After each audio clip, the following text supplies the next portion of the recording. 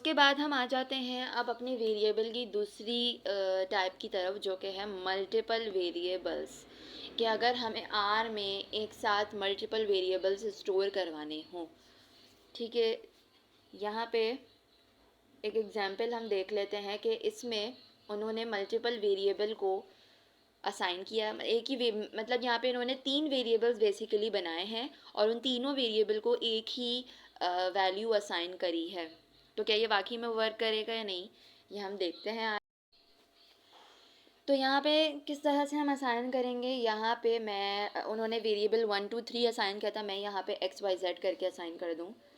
Variable assign करने के लिए एज़ यूजुअल हम यही वाला साइन लगाते हैं, एक्स वाई और जेड। इट मीन्स कि अब इसमें जो भी वेरिएबल असाइन होगा वो तीनों के लिए असाइन होगा। ठीक है, यहाँ पे मैं अपना स्ट्रिंग वेरिएबल स्टोर करवा देती हूँ। फॉर एग्जांपल ऑसम ही करा देते हैं। अब मैं यहाँ पर प्रिंट एक्स लिख के चेक करती हूँ। जैसे मैंने कहा था कि हम आउटपुट दोनों तरह से चेक कर सकते हैं। तो प्रिंट एक्स सी, उसने मुझे आंसर दे दिया ऑसम। सिमिलरली अगर मैं प्रिंट वाई चेक करना चाहूँ और प्रिंट जेड, इट मीन्स कि ये जो हमारे पास स्ट्रिंग वेरिएबल है ऑसम, ये तीनों वेरिएबल्स के लिए असाइन हुआ है, एक्स वाई जेड के लिए। तो आर में हम इस तरह से मल्टीपल वेरिएबल्स भी स्टोर करवा सकते हैं। उसके अलावा अगर हम यहाँ पे वेरिएबल के नेम एज यूजुअल जैसे कि मैं बता रही हूँ कि हम अपनी मर्ज़ी से कोई भी वेरिएबल का नेम यहाँ पे हम दे सकते हैं। लेकिन अब उसकी भी कुछ क्राइटेरिया है, कुछ टर्म्स हैं, वो डिस्कस कर लेते हैं। A variable name must start with a letter and can be a combination of letters, digits और period। Period का मतलब है डॉट, कि हमारा जो भी वेरिएबल होगा वो ऑब्वियसली किसी लेटर से स्टार्ट हो सकता है, किसी डिजिट से भी स्टार्ट हो सकता है, और पीरियड यानी कि डॉट से भी स्टार्ट हो सकता है। सेकंड हमारे पास क्या लिखा हुआ है, N underscore if it starts with period it can not be followed by a digit. अगर हम पीरियड से स्टार्ट करेंगे यानी कि डॉट से स्टार्ट करेंगे तो वहाँ पे हम डिजिट को नहीं लगा सकते। ठीक है, ये सारी चीज़ें हम अभी चेक कर लेते हैं यार में। उसके अलावा हम यहाँ पे एक और करंट टर्म को कंडीशन यहाँ पे डिस्कस कर लेते हैं कि a variable name can not start with a number और अंडरस्कोर। अंडरस्कोर जो है वो वेरिएबल के मिड में आ सकता है, लेकिन बिल्कुल स्टार्ट में अंडरस्कोर को हम यूज़ नहीं कर सकते आर में। और जैसे कि हमने अभी अबव पॉइंट में डिस्कस किया कि हम पीरियड से स्टार्ट कर सकते हैं अपना वेरिएबल का नेम, लेकिन हम यहाँ पे अपना जो वेरिएबल नेम है वो किसी नंबर से स्टार्ट नहीं कर सकते। Variable names are case sensitive. Case sensitive से मतलब ये यहाँ पर कि अब यहाँ पे आप देखें एज एज और ये भी एज है, लेकिन यहाँ पर एज हमारे पास का फर्स्ट जो ए है वो स्मॉल है, यहाँ पे कैपिटल है, और यहाँ पे टोटली पूरा एज कैपिटल लिखा है। ये वर्ड तो एक ही है, लेकिन अगर आर में हम इस तरह से लिखेंगे तो आर इसे 3 अलग अलग वेरिएबल कंसीडर करेगा। ठीक है, उसके बाद है reserved words can not be used as variables. जो रिजर्व्ड वर्ड्स होंगे हमारे पास जैसे ट्रू, फॉल्स, नल्स, जो कि बूलियन बेसिकली हमारे पास कंडीशन आती हैं, वो एज अ वेरिएबल यूज़ नहीं किए जाएंगे आर में। सो फर्स्ट हम यहाँ पे ट्राई करके देखते हैं कि हमारा जो भी वेरिएबल का नेम है हम उसे पीरियड से स्टार्ट करके देखते हैं, यानी कि डॉट से।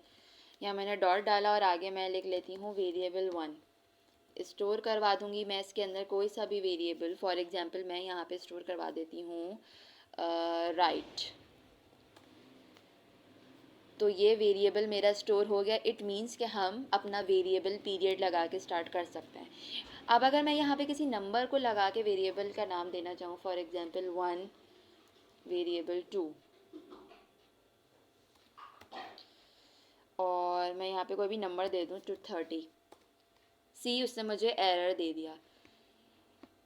इट मीन्स कि आर के अंदर हम कोई भी वेरिएबल को है वो डिजिट से स्टार्ट नहीं कर सकते। हाँ, डिजिट वेरिएबल के मिड में, लास्ट में आ सकता है, पर स्टार्टिंग में नहीं आ सकता।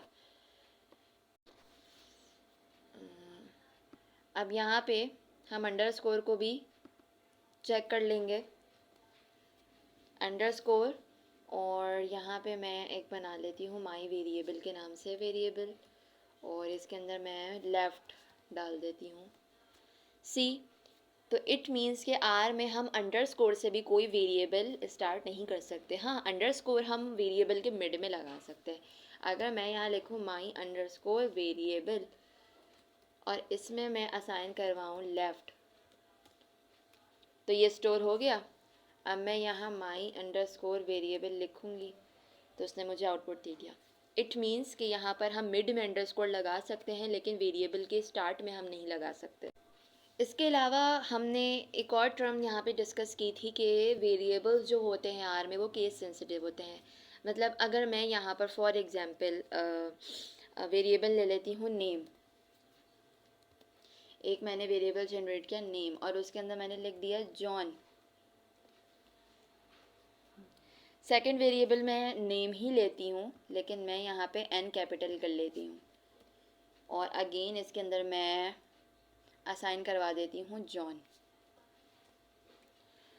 और अगर मैं यहाँ पे एक और नेम का वेरिएबल ले लेती हूँ और इसमें नेम मैं पूरा कैपिटल लिखती हूँ।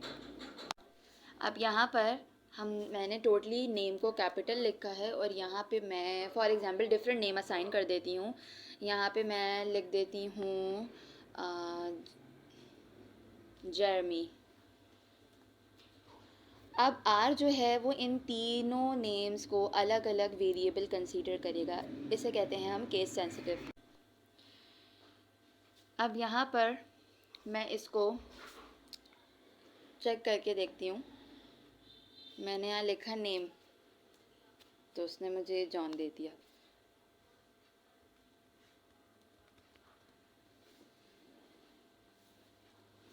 सी, और अगर मैं टोटली नेम कैपिटल में लिखती हूँ, यहाँ पर अब मैं कॉन्कैटिनेट वाली एलिमेंट भी यूज़ करके देख सकती हूँ क्योंकि आर इन तीनों वेरिएबल्स को डिफरेंट कंसीडर कर रहा है। तो यहाँ पे मैं नेम कॉमा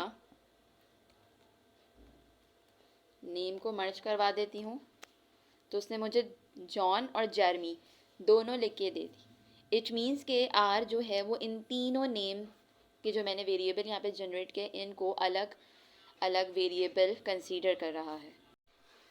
तो ये बेसिकली आर में वेरिएबल्स के कुछ एलिमेंट्स और कुछ टाइप्स थी कि किस किस तरह से हम आर में अपने वेरिएबल्स को स्टोर करा सकते हैं और किस किस तरह से हम वेरिएबल्स को चेक कर सकते हैं, क्या क्या उनकी टर्म्स और कंडीशंस होती हैं।